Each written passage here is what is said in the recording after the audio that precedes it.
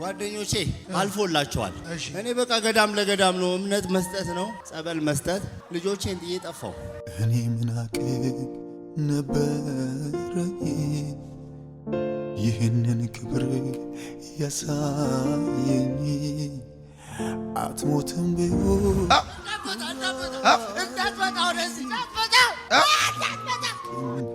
ነበረኝ ይህንን ክብር ህይወቱን ፈራሃለው እንዳመጣ ህይወቱን ተነስ ህይወቱን አበላሸ አንከራተትከው አይደል አይምሮን ያስክ ገዳም ነው የሚኖረው በደግ ማን አንተ ድግምት አሰርቶብኛል ሳሰራውበት አሰራው 3 ጊዜ ጩና ውጣ ሁለቴ ውጣ ሶስቴ ውጣ ቀን ያስረሳኝ ክብሬ ነው ሞገሴ እንባዬን ከዓይኔ ያበሰለኝ ሃይ ደህና ነህ? ማነው ስምህ? ጥላሁን። ከየት ከተማ መጣ? ደብረ ብርሃን ኦራ ጻድቃኔ። ኦራ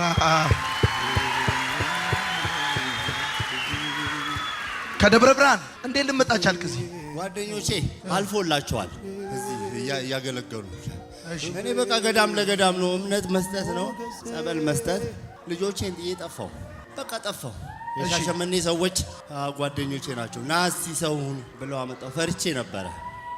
ማን ያመጣኝ እዚህ ግራ ገባኝ። መድረክ ላይ ሁሉ በቃ አልወጣም ብዬ ነበር። ያዘኝ። በቃ አሁን ተገላግለሃል። እሺ ና ከፍ በል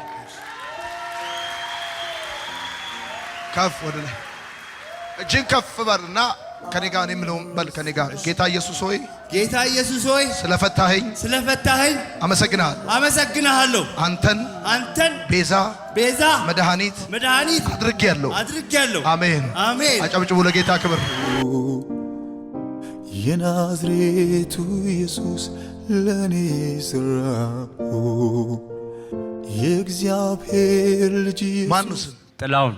ከየት ከተማ ነው የመጣው? ከጻድቃኔ ማርያም ሰላ ድንጋይ ደብረ ብርሃን የመጣው። ምን ነበረ ሻንጣ ውስጥ አለ ያልክ? የኪስ ቦርሳ ነው። እዛ በቦታው ላይ ይዘው ነበረ ይሄንን ቦርሳ እና እዛ ገዳም በማገልገል ብዙ ጊዜ ቆየው። አንድ ገዳማዊ የሆነ ሰው ነው በቃ ይሄ ውዳሴ ማርያም ምናምን ይዟል። በጣም ጎበዝ ነው፣ ተምረዋል፣ ስለ ቤተ ክርስቲያን ያውቃሉ ይለኛል ሁሌ። አንዳንድ ነገር ንገሩኝ ይላል። ጥሩ ነው። እኔ ስላሴዎች እንዲህ ናቸው ገብርያው በተማርኩት መሰረት ነው። ምን አውቃለሁ እንግዲህ እኔ ይዘምራሉ። ዘማሪም ነው፣ ጥሩ ነው። አዎ ዘምራለሁ። ለእርሶ የምሰጠው ማስታወሻ አለኝ ይለኛል። መዝሙር ጻፉና ስጡኝ ምናምን ይላል። የጻፉ ሰጠዋለሁ። መዝሙር ነው መዝሙር ነው በቃ መጻፍ ነው። ከዛ ምንድን ነው የምትሰጠኝ አልኩት። እዛ ከገዳም እንዞራለን። ከጻድቃኔ ድንጋይ እስከ ሞላሌ በእግር ነው የምንሄደው። ንግስ 80 ኪሎ ሜትር። ከዛ ዘብር ገብርኤል፣ ከዛ ደግሞ ዋሻ ሚካኤል፣ ከዛ አጃና ሚካኤል በቃ ምንም የሰጡን ነው የምንበለው። ቆሎ በሶ ሰንበቴ ቤት እንገባለን። ከሌለም የለም ካባረሩ እንወጣለን። በቃ ሲል ወደ ጊዜው ቆጠረ። አሁን ሰውዬ እስቲ ቆይ አንድ ነገር አለ የምሰጥ አለኝ። ምንድነው ንገረኝ አልኩት። እቺ ከሩቅ ሀገር ነው ያመጣኋት። ቦታዋ ሩቅ ነው። ስትጓዝ ጥይት አይመታም።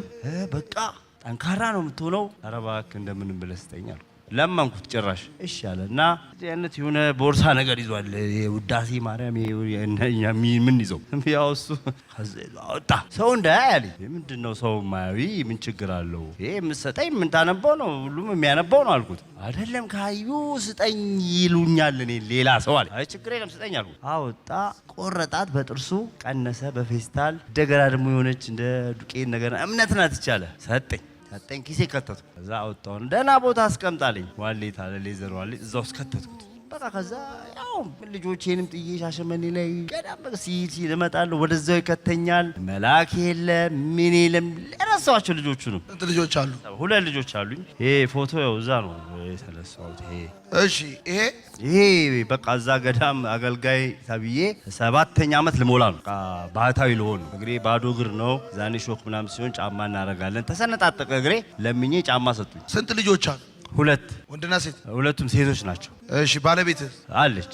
እነሱን ጥለህ ሄድኩ። በቃ ሄድኩኝ። ታመል ሊሞላ ነው አሁን 7? አዎ 7 ሊሞላ። ያኛውስ ፎቶ ምንድን? ይሄ ልጆቼ ነው። እነዚህን ጥዬ ነው የሄድኩት። ይሄ የደብረ ብርሃን መታወቂያ ነው፣ እዛ ሰላ ድንጋይ የምኖርበት። እሺ ምንድነው የሰጠ ሰውየው? እሺ የሰጠኝ እዚህ ይዤዋለሁ ቦርሳ ውስጥ አልጥልም ብዬ በቃ የእውነት መስሎኝ አንዴ ትጠፋለች፣ አንዴ ያገኛታለሁ፣ አንዴ ስትቀደድ በዚህ ጋር ትመጣለች። እቹስና ምን ይሆን ድንጋይና የሆነ ዱቄት ነገር የሰጠ። በነገራችን ላይ የሆነ ዙር ላይም አንድ ልጅ እንደዚህ በፌስታል የተቋጠረ ሰጥቶኛል። ጥይት አያስመታም ተብዬ ጂንካ ሄጄ 90 ሺህ ብር 90 ምናምን ሺህ ብር እንደዛ ከፍዬ ነው ያሰራሁት ብሎ ማለት ምንድነው ይሄ? ባለፈው ሳምንት ማስከብረታ ነው ኦሞ ሄጄ ያስደገምኩት ማለት ነው። ይሄ በዚህ በስንት ብር አስደገም? 95 ሺህ ብር።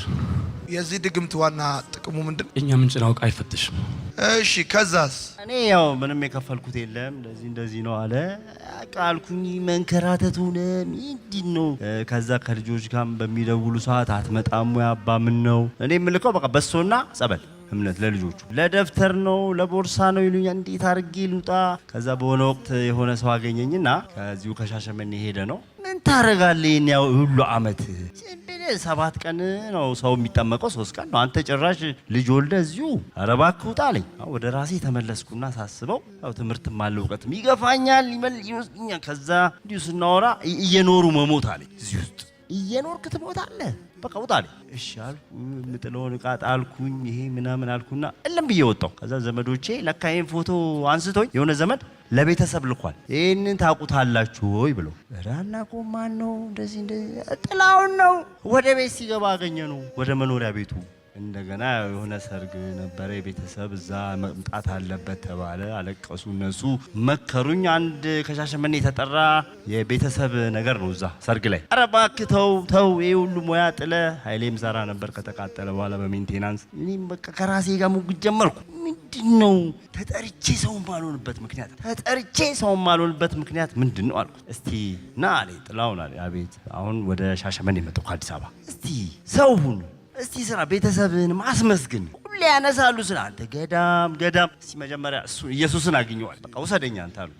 ቶሎ ሂድና የኔን ባንክ ቁጥር ነገርኩት። ይሄው ብርሃን ባንክ ይባላል፣ ከፍለ ደረሰኙን አምጣልኝ። በዛው እንዳልጠፋ ነው። ገዳም ልጠፋ ነበር ብሩን ይዞ እንዳወጣው። ከሳስበው ይቆጣኛል ደግሞ። ልጆቼን አማኑኤል ቸርች ሻሸመኔ ያስመዘገበልኝ እግዚአብሔር ይስጠው፣ ጌታ ይባርከው። ከዛ አሁን ደግሞ እኔ እንዳያገኘኝ በቃ ልጠፋ ነበር ብሩን ይዤ። ደግሞ አሁን ቅስፈት ይሆንብኛል። መጣው ተመልሼ ያን ህይወት ከፈልኩና ደረሰኙን ይዤ በል ቶሎ አንድ የምትለበስ ከላይ አንሶላ ይዘ ቶሎ ግባ። ባለፈው አግኝተኛል።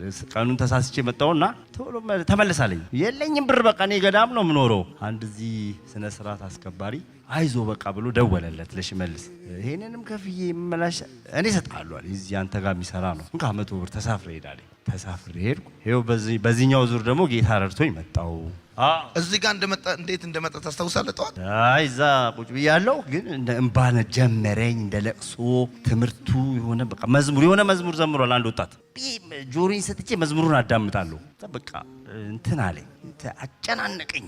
በቃ የሆነ የጠፋው ልጅ የተገኘ አይነት ነገር። በቃ እስቲ ዛሬ እዚህ መድረክ ላይ ተጠርቼ እኔ ከወደኩ ካፈርኩ ጉዴ ነው። አልመጣም ብያለሁ ወደዚህ መድረክ ከመጣው ሰው ይስቅብኛል። በቃ አሁን ስወድቅ ምናምን ሰው የሚስቅብኝ መሰለኝ። አላቅም እንግዲህ እዛ ጋር ልወጣ ስለ ያዘችኝ። ምን ነው አባ ምናምን ስለ ቆይ ቆምኩ። እምባዬም ይመጣል አለ። ከዛ አላቅም። ከዛው ራስን አታውቅም። ምንም አላቅም። በቃ ከዛ በኋላ ነው የሚሆን ሆኖ መጨረሻው ያው እንግዲህ እዚህ ጋር ራስን ያወቀው መልስ።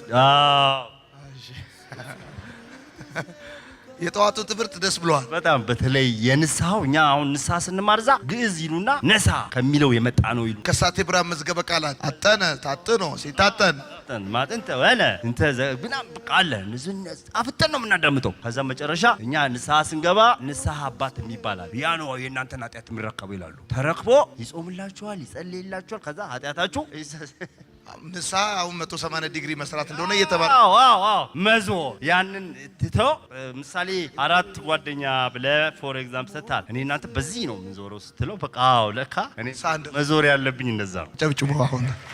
እሺ ባልቻው